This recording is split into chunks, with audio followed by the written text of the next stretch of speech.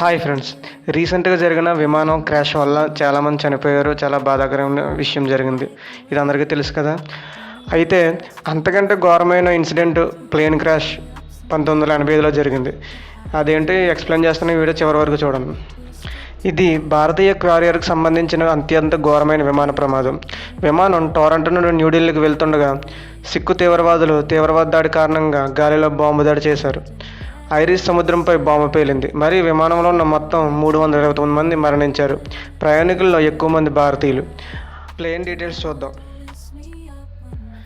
Air India flight 182, Boeing 747-200.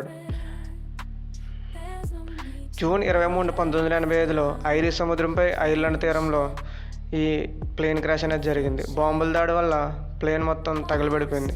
మొత్తం 329 మంది ప్రయాణికులు